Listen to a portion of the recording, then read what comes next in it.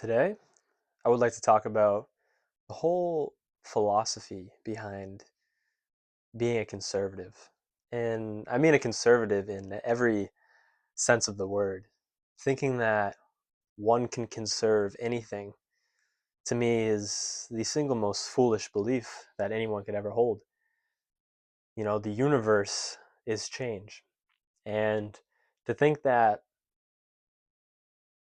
to think that conserving something in its state is even possible is completely and utterly foolish. Something is either declining, regressing, or growing, improving. And there's no such thing as this to conserve, to keep as is. It's impossible. And when you strive to do this, when you try to freeze something in time, you actually are on a slow decline because there's no more growth happening. And as I said, the whole idea that something can freeze is foolish. And if there's no change, then there can be no growth. Without change, if nothing changes, growth is impossible. And that's why the idea of, being a conservative in the political sense, in the really any sense that you can think. Now, I know it's being a conservative is more looked at as a political ideology, but that isn't really how I'm meaning it, even though it's included. Being a conservative politically is foolish, in my opinion, but that isn't really, to me, the big problem, the big picture. It's this idea that people think that they can somehow go through life avoiding change and somehow g- end up on the other side improved, better off, have grown. They think that because I guess what I'm really trying to say is that change is uncomfortable. And so many people avoid discomfort, especially in this day and age where comfort is so easy to come across. And change will always be uncomfortable, no matter what, especially growth. I think it's valuable to apply real world things to, say, abstract or metaphysical, or just, yeah, metaphysical things. And we have growing pains in our bodies when we grow. And it's the same thing with our soul, our spirit, our internal world, whatever you want to call it. And this isn't something to be avoided. This is something to be sought after. Change, discomfort is the only thing that can lead to growth.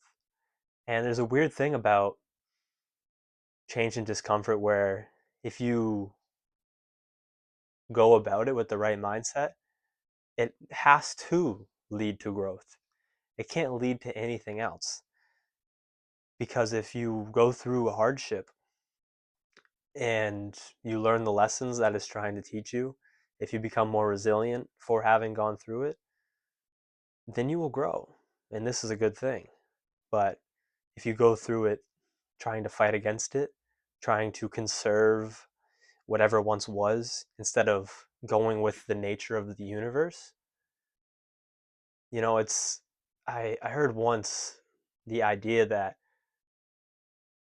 nature's nature is change. And that's also what the universe's nature is. Everything is constantly changing. And that is really what I'm trying to say, is to think that you can conserve anything, a moment, a second, a relationship as is, a anything. It's always changing. And not even changing, dying. If you are within space and time, you are actively dying. You are actively gaining no more time in space. Nothing is. No one is. Nothing within it, space and time, is doing anything but dying. So the idea of conserving is completely and utterly foolish. And maybe there could be potentially more merit to a conservative approach with political ideology, but it doesn't scale. And if it doesn't scale, then it doesn't deserve any of our attention.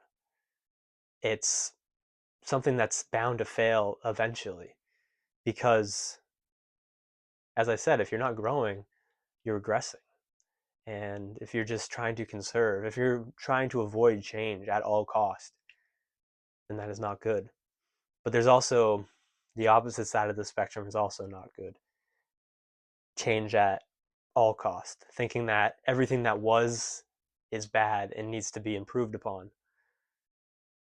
That, and then thinking everything that was for a reason and is good and should stay, is also bad. You need to walk the fine line, the median, where Aristotle says is virtue. You have the excess and the lack thereof of two virtues, or you have the excess and then the lack thereof, for I'm forgetting the right word, of a virtue. And you need to find the middle ground of it. And you also need to understand your inclination, your your nature. Because let's use courage as the virtue in this example. Some people are lean to the side of the spectrum that is courageous, that is rash. And part of there's a place for being rash and the virtue of courage. But if you're too rash, then this is a vice, clearly.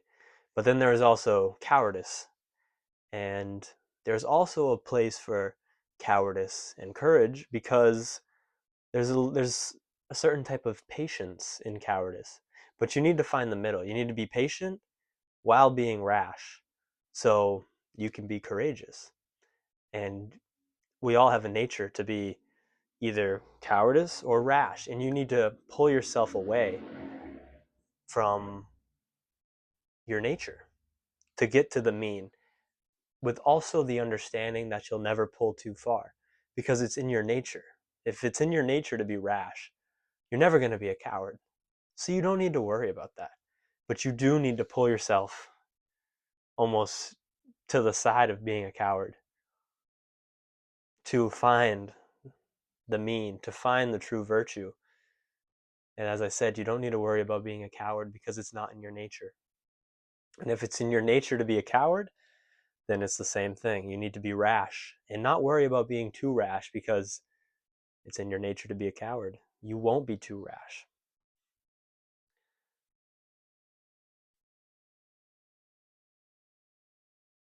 But that was just my little rant about, I guess, the idea that we can conserve anything, that we can fight change, that there is somehow growth in stagnation.